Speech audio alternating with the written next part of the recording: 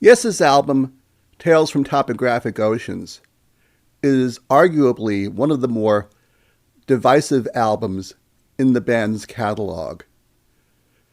Released in December of 1973 in Europe and in January of 1974 in North America, Tales is the first Yes studio album to feature Alan White following Bill Bruford's departure from the band in mid-1972, and it would be the last album for some time to feature keyboardist Rick Wakeman, who, following the tour to support Tales, would begin his solo career in earnest, touring behind his second proper solo album, Journey to the Center of the Earth. The reviews for Tales from professional critics when the album was first issued went all over the map. Some viewed the album as absolutely brilliant. Others viewed it as being the epitome of progressive rock excess, a double album that could very easily have been trimmed to a single album. Since the album's release, there have been statements by two members of the band, Rick Wakeman, going back to when the album was first made, and more recently, John Anderson, saying that the album would have benefited from some judicious editing, maybe not to bring it down to the length of a single album back to 1970s standards, but to at least have trimmed back some of the fat and brought it down to where it would have fit on a compact disc, maybe 60 minutes or so in length. I've gotten into many discussions about this over the years, where, in particular, I ultimately withdrew from a Facebook group where I had been a major contributor some years ago after a Yes fan who felt that this album was one of the best prog rock albums of all time called me some things that I won't repeat here in his defense of the album. I will, in the spirit of full disclosure, state up front, my opinion has always been that the album probably should have been a single album, and that there were ways to do that that wouldn't have compromised the integrity of the music. I'm going to discuss some of my ideas in this area, but before I do, let me just go over a brief history of the album for people who might not be familiar. Tales from Topographic Oceans was made by Yes at a very heady time in the band's existence. In early 1973, Yes were touring in support of their album Close to the Edge, one of the masterpieces of progressive rock. Close to the Edge was the third consecutive hit album by Yes, following the Yes album, released in February of 1971, and Fragile, released in November of 1971, with Close to the Edge being released in September of 1972. With the release of Close to the Edge and the success of the tour that followed it, Yes were arguably the most popular progressive rock band on earth. They had tremendous support from their record label, Atlantic Records, and in the course of their tour behind Close to the Edge, were recording what would become one of rock and roll's first triple live albums, the album Yes Songs, which was a hit in its own right. Yes Songs would also be made into a feature-length film taken from a performance that Yes did on the Close to the Edge tour at the Rainbow Theatre in London.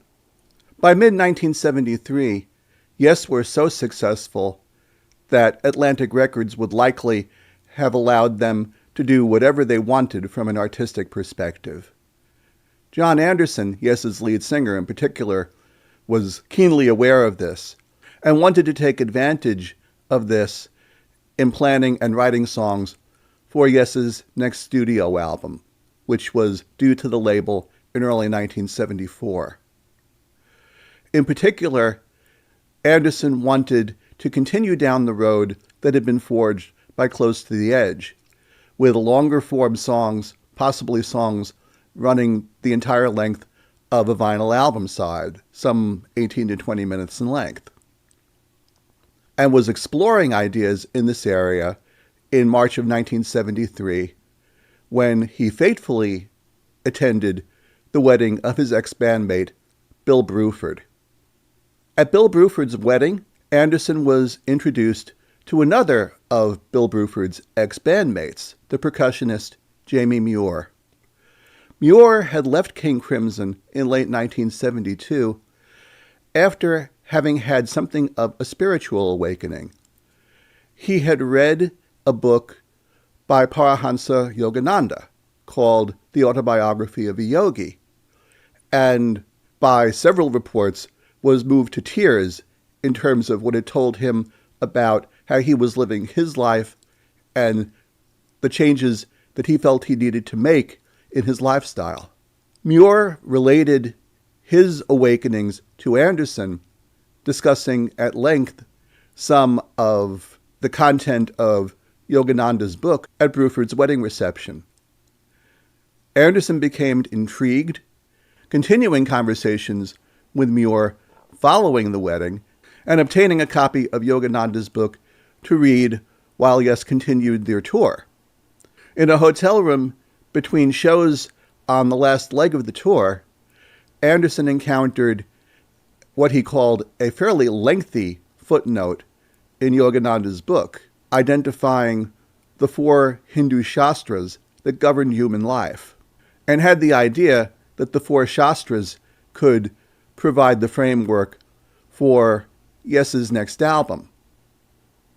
He shared his thoughts with Steve Howe and began brainstorming on musical and lyrical ideas, and over the course of a relatively short period of time, had mapped out what they thought the new album could look like.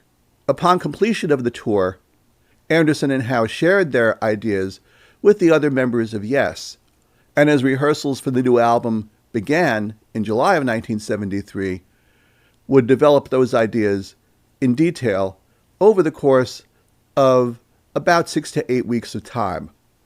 Rick Wakeman related that upon working through Anderson and Howe's demos and developing them in the studio, that the band had identified 4 key pieces of music for the new album, all of which were fairly lengthy. Wakeman's recollection was that one of those pieces of music was 19 minutes long, one 15 minutes long, one 12 minutes long, and one 8 minutes in length. That is a grand total of 54 minutes worth of music, which would not easily have fit onto a single vinyl album. That's more based on how vinyl albums were constructed in the early and middle 1970s, more like 3 sides of music rather than 2. Recognizing this, the band realized that they would either have to edit the music down a bit, accept the fact that they would be releasing a very long album that potentially could suffer from an audio perspective in terms of how good stereo equipment would reproduce the music, or they could expand the content into double album length. Obviously, they chose the latter approach, the double album, with Rick Wakeman in particular saying he was happy with the idea of a double album, provided that the band could develop additional material that was compelling in its own right to justify the double album length. At least in Wakeman's opinion, however, that was not the case. Wakeman recalled, following the construction of Topographic Oceans, that a lot of improvisation went on in the studio that he viewed as glorified busking, where the music probably didn't really deserve a place on an album. He also became a bit concerned when the music extended into the realm of what he called jazz fusion. By middle and late 1973, jazz fusion music by the likes of bands like the Mahavishnu Orchestra, Weather Report, and Return to Forever was gaining commercial popularity and was becoming very much of interest within the prog rock community. Several bands had begun exploring similar types of themes within music that they would release in this time frame. Steve Howe, in particular, had developed an interest to where some of the new music that he wanted to include in Topographic Oceans had something of a jazz rock or fusion-oriented flavor to it. Rick Wakeman had very little personal interest in fusion music and felt that he had very little to offer in this area. In some places within the rearrangements for Topographic Oceans, electing to lay out completely. Recording of Topographic Oceans was completed by late September of 1973, with Yes going on tour in Europe to support the album beginning in November, about a month prior to the album's release in Europe. Rick Wakeman was of the opinion that the band hadn't given themselves enough time to fully rehearse the album prior to going out on tour, and that early shows suffered as a result. There were conversations fairly early in the tour that one of the pieces of music on Tales, the piece The Ancient, which occupies side 3 of the vinyl configuration of the album, probably should have been edited or eliminated completely because the band hadn't completely mastered execution of the music prior to going out on tour. That idea was quickly discarded, however. Yes, instead, reapplied themselves while on tour in order to work harder on executing that portion of the music more flawlessly, and they would retain The Ancient throughout the tour. Over the course of the tour, however, edits would be made, and one piece of the Tales suite, that occupied the second side of the vinyl, The Remembering, would ultimately be dropped completely by mid-tour. Rick Wakeman had never really been satisfied with the overall quality of Tales, though. He made his reservations known throughout recording of the suite, and on several occasions would go AWOL during recording simply because he didn't feel that he had a whole lot to contribute or very much to do. During the recording of Tales at Morgan Studios in London, Black Sabbath was recording in an adjoining studio, making what would be their 5th studio album, Sabbath Bloody Sabbath. Wakeman would befriend Ozzy Osbourne and the members of Black Sabbath during this time, and ultimately, during a period of his downtime during the recording of Tales, would contribute to one of the songs on Sabbath Bloody Sabbath. The synthesizer and piano solos on the song Sabracadabra are Rick Wakeman's work in particular. The members of Yes were not particularly happy with Wakeman's attitude during recording.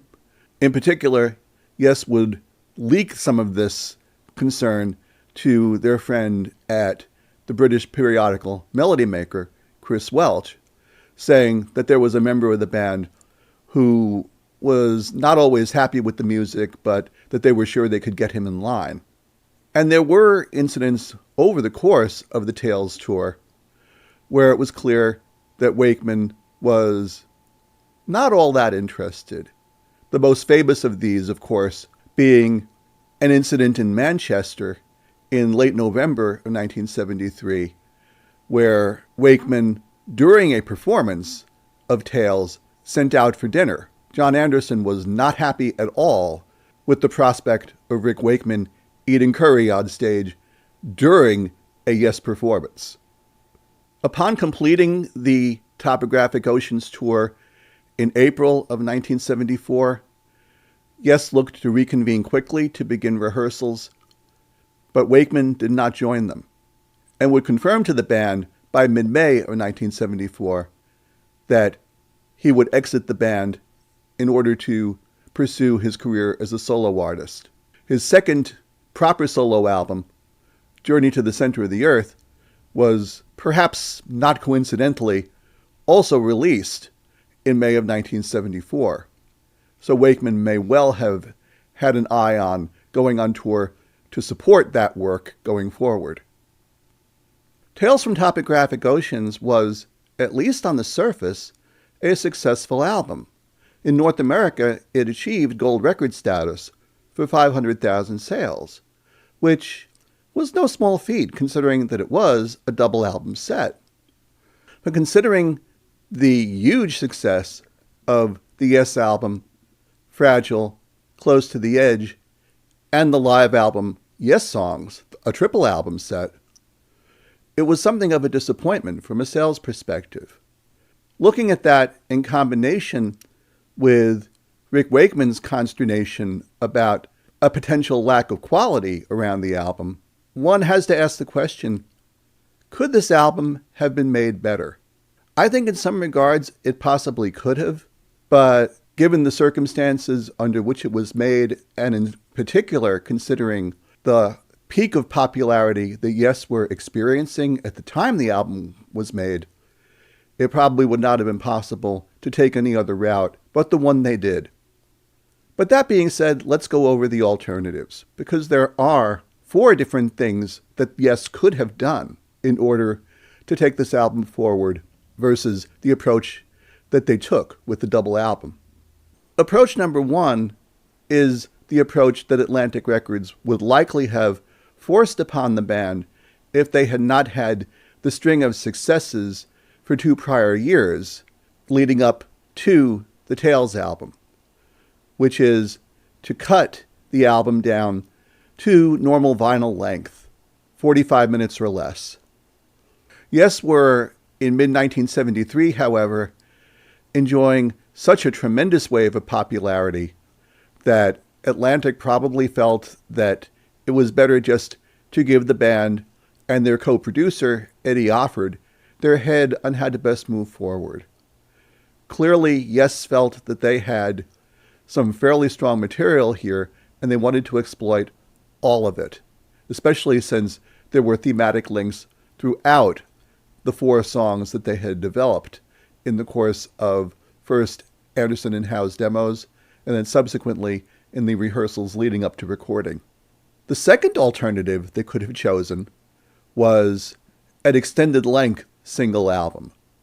That is, to take the songs that had been developed in rehearsals, the 54 minutes of music that had been initially developed in July and August of 1973, and delivered that to Atlantic for release.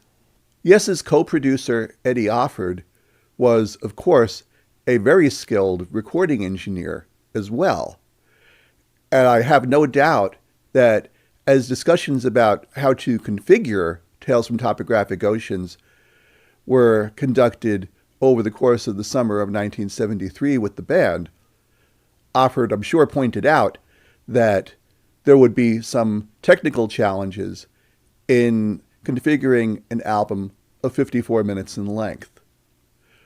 In 1973, the typical length of a vinyl record album was 18 to 20 minutes per side, sometimes a little bit longer, but typically in order to make sure that sound could be best engineered and mastered across the album, 36 to 40 minutes was about the length that most bands, and engineers and producers for that matter, would strive to. 54 minutes of length would have required that the overall volume of the record be dropped in order to fit more grooves on each side of the album. It also would have affected the dynamic range of the album, which would have made it more difficult to properly balance and master the album. Last but not least, the thinner grooves on each side of the album might have been a source of quality control problems. It might have caused an album to skip, particularly in passages where the bass guitar was more prominent.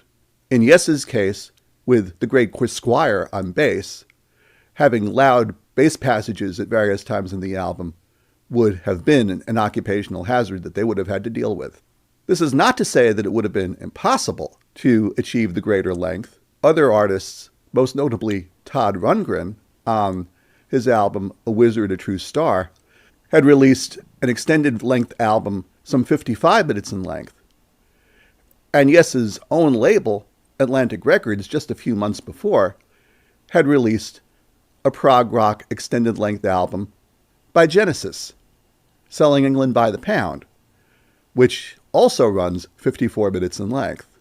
So it's not impossible, but it's not optimal, to be sure. The third alternative that Yes might have considered was to release a double album, but to include additional material outside of the autobiography of a yogi theme. Yes certainly had additional material that could have been utilized for this. Most notably, in 1972, Yes had recorded the extended length version of Paul Simon's song, America, which was not on general release to the public at this point. It was available on promotional copies of the Atlantic Records sampler, The New Age of Atlantic. But most of Yes's fans, on a global basis, were not familiar with this version of the song, which itself ran 10.5 minutes. And there were other songs that could have been utilized as well. I would guess, however, though, that Yes would have dismissed this possibility out of hand. In particular, because America and the other songs that were available to be used in this way did not feature the current version of the band. They featured Bill Bruford on drums, who had left the band somewhat acrimoniously. Yes's manager, Brian Lane, in particular, required a payment of $10,000 from Bruford as an indemnity, claiming that he was causing the band hardship by leaving the band just prior to the band's tour for Close to the Edge. I suspect under those circumstances that Brian Lane in particular and the band in general would not have wanted to put out for general release a song that Bill Bruford was featured on. The band would indeed release America, of course, about a year or so later as part of the compilation album Yesterdays.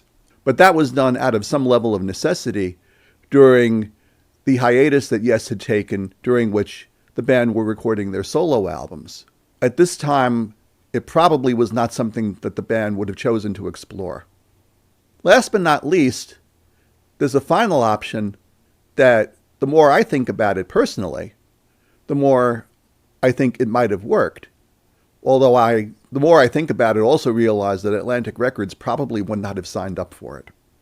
That option is to have released Tales from Topographic Oceans not as a double album, but as 2 single albums.